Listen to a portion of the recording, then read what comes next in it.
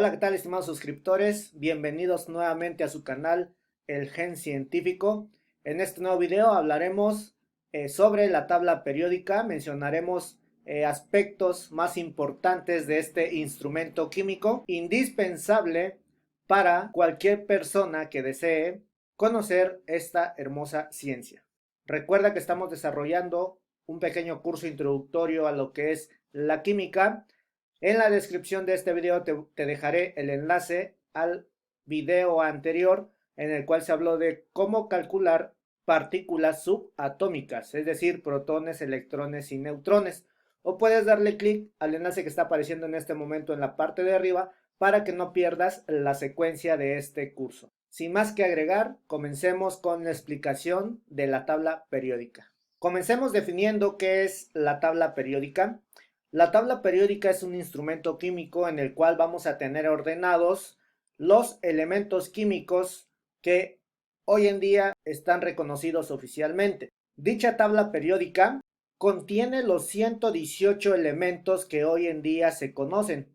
De estos 118 elementos químicos, solamente 88 se encuentran en la naturaleza y el resto son sintéticos, es decir, que son elementos químicos que son creados en un laboratorio. Los elementos químicos que contiene esta tabla periódica van a estar ordenados en base a su número atómico. Recuerden que el número atómico es la cantidad de protones que contiene un átomo en su núcleo.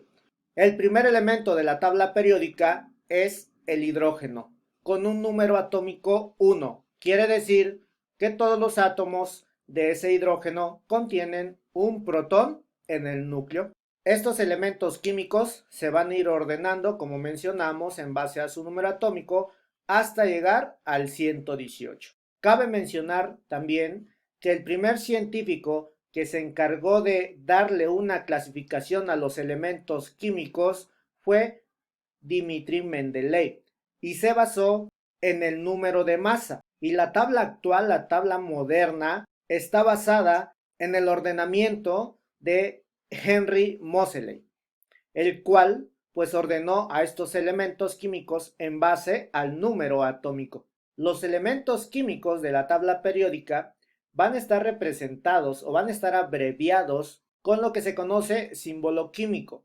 Los símbolos químicos pueden contener una letra mayúscula o pueden contener una mayúscula y una minúscula, como podemos observar en la siguiente imagen.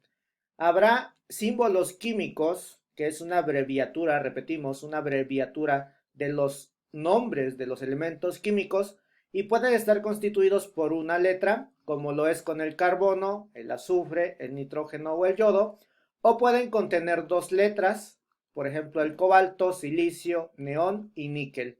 ¿Ok? La diferencia va a ser que en algunos pues van a contener una letra mayúscula y la segunda letra tendría que ser una minúscula, ¿ok? ¿Para qué nos sirve conocer esto? Porque debemos de poder identificar elementos de compuestos. ¿Cómo nos daremos cuenta cuando no se hable de un elemento y cuando se hable de un compuesto? Un compuesto, en videos anteriores mencionamos que un compuesto va a contener dos o más letras. Por ejemplo, el CO2, este de aquí es un compuesto. ¿Por qué? Porque yo puedo observar que tiene dos letras mayúsculas. Este de acá, que sería el ácido sulfúrico, también es un compuesto porque tiene dos letras mayúsculas. Pero si yo menciono, por ejemplo, Fe, yo puedo observar en esta expresión que tiene una letra mayúscula y que tiene una letra minúscula. Por lo tanto, no estaré hablando de un compuesto, estoy hablando de un elemento químico, porque recuerden, los elementos químicos tienen abreviaturas. Esas abreviaturas se llaman símbolos químicos y pueden contener ya sea una mayúscula o una mayúscula y una minúscula. Si yo observo que esta expresión ya tiene una mayúscula, por ejemplo, el hidrógeno, una H mayúscula, eso ya no es un elemento químico, eso ya sería un compuesto, hidruro de hierro, ¿ok? Por lo tanto, de esa manera nosotros vamos a poder identificar elementos químicos de compuestos. Los compuestos, recuerden, tienen dos o más letras mayúsculas. Si tienen dos o más letras mayúsculas, no duden, es un compuesto químico. Posteriormente vamos a ver cómo nombrarlos en el tema de nomenclatura. Ahora, ¿de dónde provienen estos nombres? Estos nombres químicos provienen ya sea de científicos que descubrieron estos elementos químicos, tienen origen de planetas, tienen origen de mitologías griegas, tienen relación con los colores o con lugares donde se descubrieron o sintetizaron. Y aquí te ponemos algunos ejemplos. Por ejemplo, el uranio lleva el nombre por el planeta Urano. El titanio por los titanes de la mitología griega. El cloro hace alusión a un color que es amarillo verdoso y viene del griego, del vocablo griego, cloros. El yodo igual, del vocablo griego ioides, y significa violeta, ¿ok? Porque en su estado puro tienen ese color. El californio, pues le hace honor al estado de California. Y aquí tenemos al copernicio, que como su nombre lo indica, hace honor a Nicolás Copérnico. Y el curio, que es en honor a Marie Curie. Veamos ahora la organización de la tabla periódica. Debes de saber dos cosas importantes de la tabla periódica. Va a tener agrupaciones horizontales y va a tener agrupaciones verticales. Las agrupaciones horizontales sí, se llaman periodos o niveles. Esto que podemos observar aquí, dice aquí periodo 4, corresponde a toda esta línea línea horizontal. Estará constituido por potasio, calcio, escandio, titanio, vanadio, cromo, manganeso, hierro, cobalto, níquel, cobre, zinc, galio, germanio, arsénico, selenio, bromo y criptón. Toda esta agrupación se le conoce como el periodo o nivel número 4. Y las columnas, que serán las filas verticales, se llaman grupos o familias. Toda esta agrupación vertical, la cual contiene al berilio, al magnesio, al calcio, al estroncio, al bario y al radio, se le conoce como familia o grupo. El total de periodos que va a contener nuestra tabla periódica será de 7 y el total de grupos o familias será de 18. Cada una de estas familias o cada uno de estos grupos tiene su nombre. El primer grupo o la primera familia, la cual contiene como primer elemento al hidrógeno, se le llama familia de los alcalinos. La segunda, que comienza con el berilio, se llama familia de los alcalinotérreos.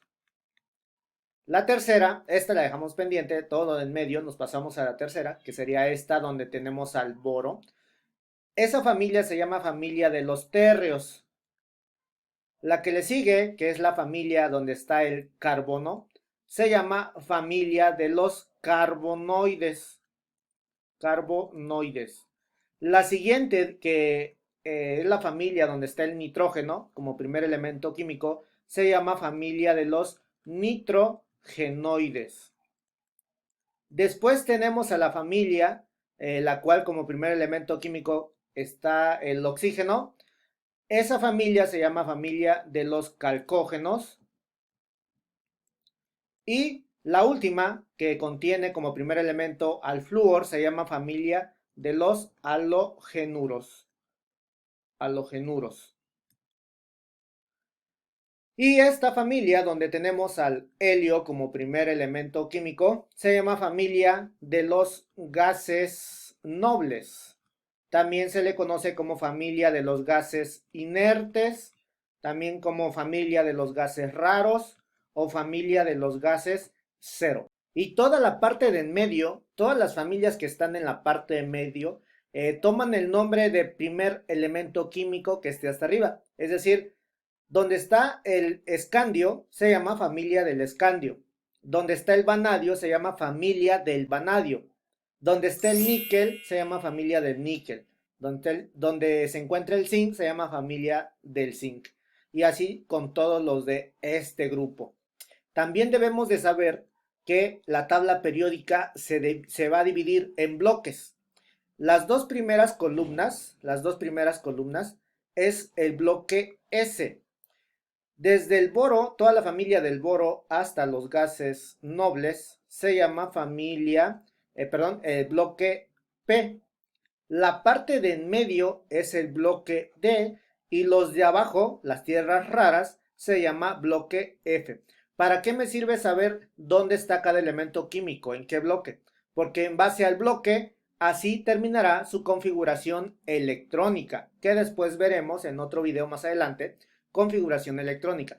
Debes de saber que, por ejemplo, si yo hago la configuración electrónica del potasio, como está en el bloque S, su configuración electrónica debe de terminar en un subnivel S.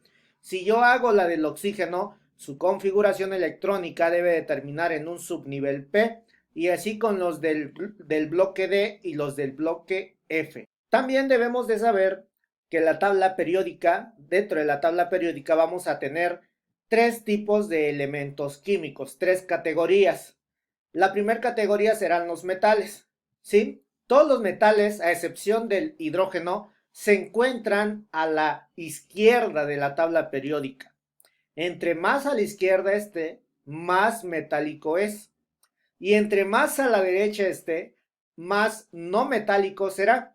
Entonces vamos a tener tres tipos: metales, no metales y metaloides. Los metales son buenos conductores de calor y electricidad.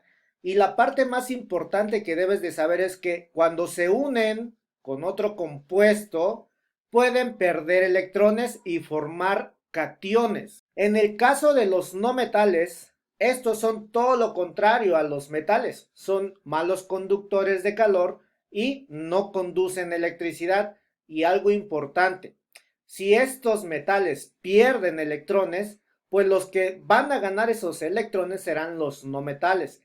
Y al ganar electrones formarán aniones. Y también la tercera categoría, llamada metaloides, tiene características de ambos. Pueden funcionar como un metal o pueden funcionar como no metal, es decir, algunos metaloides van a poder conducir el calor como los metales, pero no tanto, ¿ok? También pueden formar cationes o pueden formar aniones, dependiendo del elemento químico con el que se una. ¿Dónde se encuentran estos metaloides? Por lo general es esta escalera que les voy a marcar aquí en la pantallita. Todos estos que vemos en gris, que es una pequeña escalerita, esos son los metaloides. Y me van a dividir a los metales del lado izquierdo de los no metales que estarán del lado derecho. Como puedes observar, pues obviamente hay más cantidad de metales que de no metales. Ahora analicemos las propiedades que presenta la tabla periódica, o también llamadas propiedades periódicas. Las más importantes, porque existen más propiedades periódicas, son la energía de ionización, el radio atómico y la electronegatividad. Analicemos primero el radio atómico. ¿Qué es el radio atómico? Recuerden, veamos un pequeño circulito. Un círculo, recuerden, el radio de un círculo es la distancia que existe desde desde el centro de ese círculo hacia un lado de la circunferencia. Por lo tanto, es la distancia que hay entre el punto A y el punto B de ese círculo. Entonces, en química, el radio atómico es lo mismo. Será la distancia que existe entre el núcleo del átomo y el nivel de energía más externo. Ahora, ¿cómo aumenta en mi tabla periódica en cuestión de grupos y familias? Analicemos dos elementos químicos para dejarlo más en claro. Tengo aquí al litio y en la parte de abajo está el potasio. Estos dos elementos químicos se encuentran en una misma familia, en un mismo grupo, en el grupo número 1. Y como podemos observar, pues a manera que aumentan los niveles de energía, obviamente que el radio también aumentará. El litio, como está en el periodo número 2, tiene dos niveles de energía, dos círculos alrededor del núcleo, dos órbitas, ¿ok? Ahora, el potasio, como está todavía más abajo, en el periodo número 4, pues tiene 4 niveles de energía. Y por lo tanto, el radio, la distancia que existe desde el núcleo hasta el último nivel de energía, el más externo, pues aumentará, a diferencia de un átomo de litio que solamente tiene 2 niveles de energía. Así que podemos deducir que en una familia el radio atómico aumentará de arriba hacia abajo. Ahora veamos dos elementos químicos que estén en el mismo periodo. Analicemos el boro y el flúor. Si tú observas, te darás cuenta que el boro tiene solamente 5 electrones y en la última capa tiene solamente 3. Al contrario del flúor, que en total tiene 9 electrones y en su última capa tiene un total de 7. Por lo tanto, si tiene más electrones en el último nivel de energía, la fuerza de atracción entre el núcleo de un átomo y todos los electrones va a ser mayor, por lo tanto el radio va a ser más pequeñito.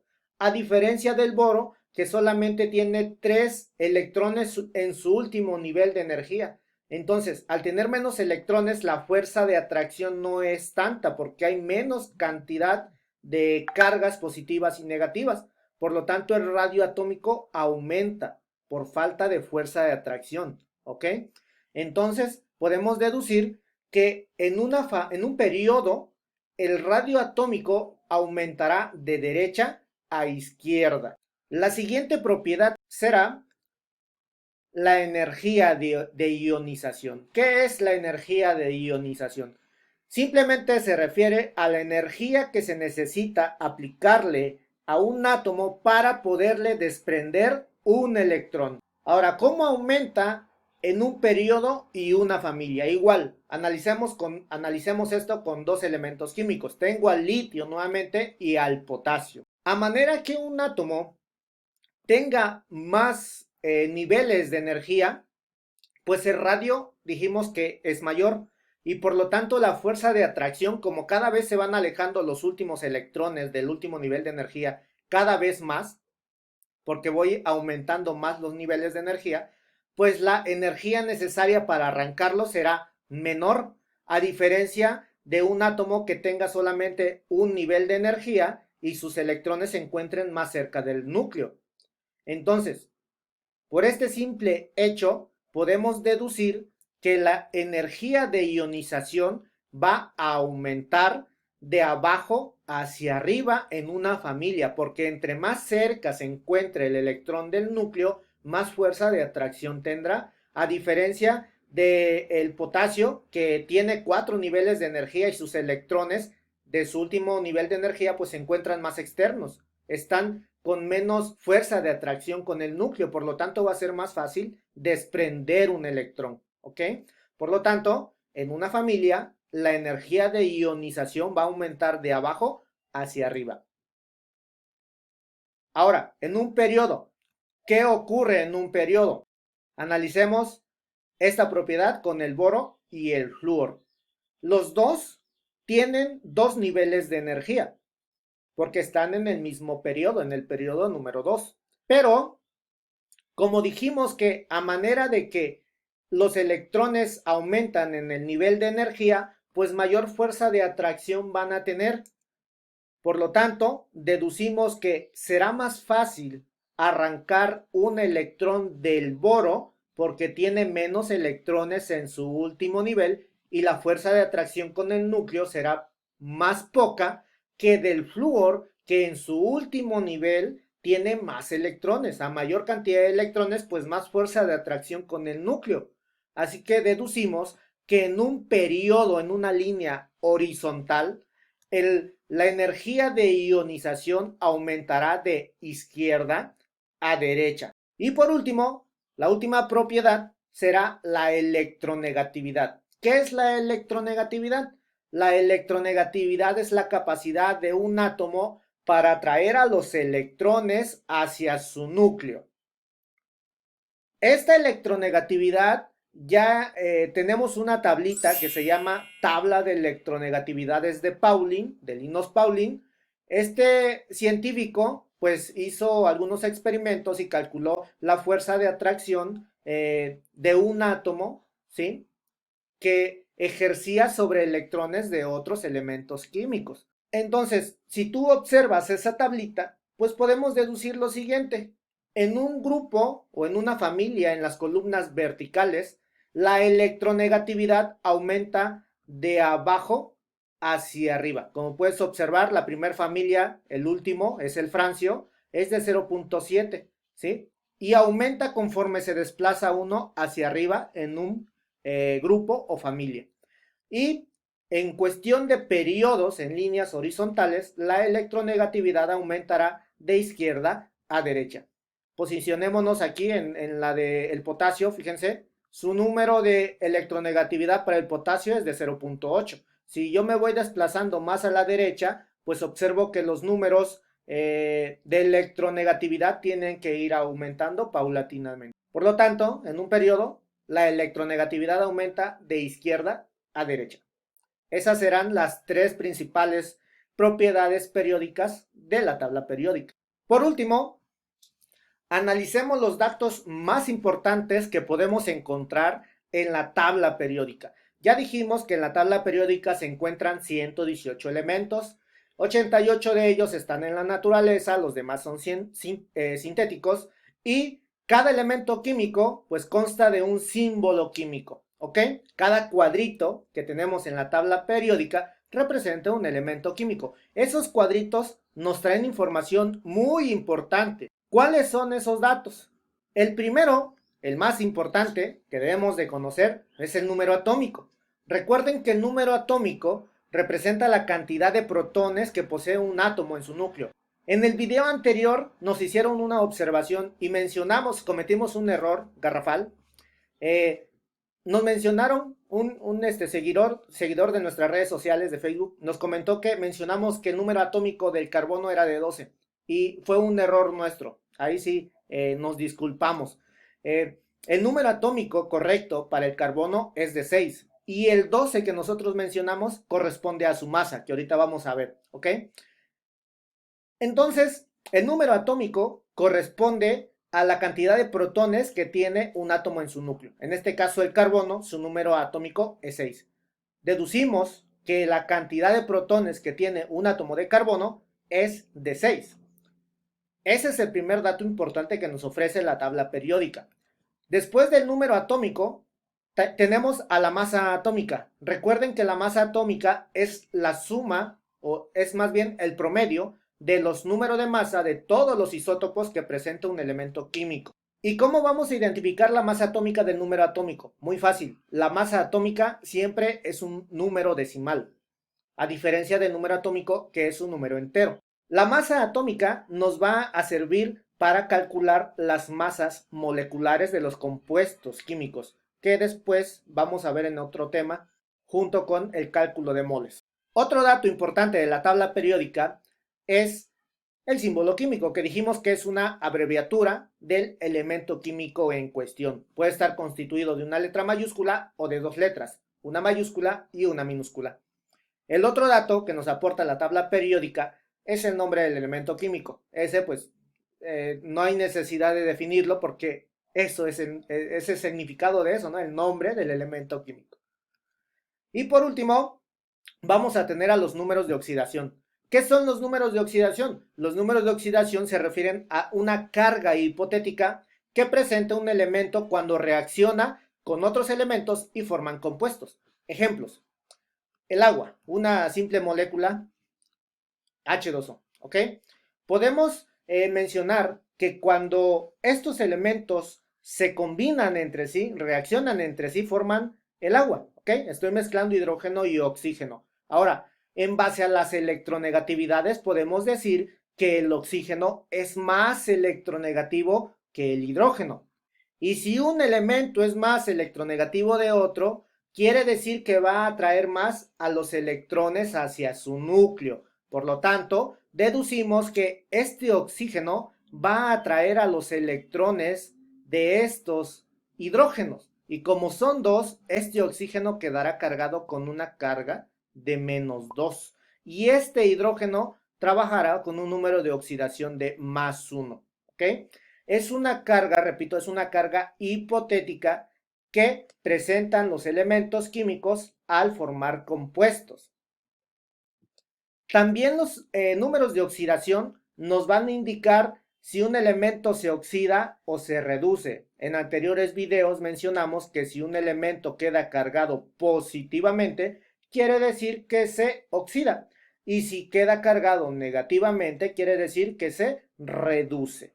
O, en otras palabras, dijimos también que si tiene una carga positiva, quiere decir que ha perdido electrones. Y si tiene una carga negativa, quiere decir que ha ganado electrones. Para eso nos sirven los números de oxidación. En el ejemplo del carbono, sus números de oxidación son el 2 y el 4. ¿Cuáles serán sus números de oxidación? Yo debo de saber una cosa indispensable cuando veamos números de oxidación, que va a ser otro tema también. El número de oxidación del oxígeno es de -2, a excepción de los peróxidos. Ahora, si yo ya sé que el número de oxidación de este oxígeno es -2, deduzco que la carga de este carbono debe de ser de +2, porque la suma algebraica de los números de oxidación en un compuesto me tienen que dar 0, ¿ok? Y observando este compuesto, que es el dióxido de carbono, el número de oxidación para este carbono será de 4, porque la suma de los números de oxidación me tienen que dar 0. Si yo multiplico 2 por -2, la carga total sería de -4. Y si yo le sumo este +4, la carga total será de 0. ¿Ok? Recuerden, cuando formulen un compuesto, los números de oxidación siempre nos tienen que dar 0. Si no, quiere decir que la fórmula está mal balanceada, mal escrita o mal formulada. ¿Ok?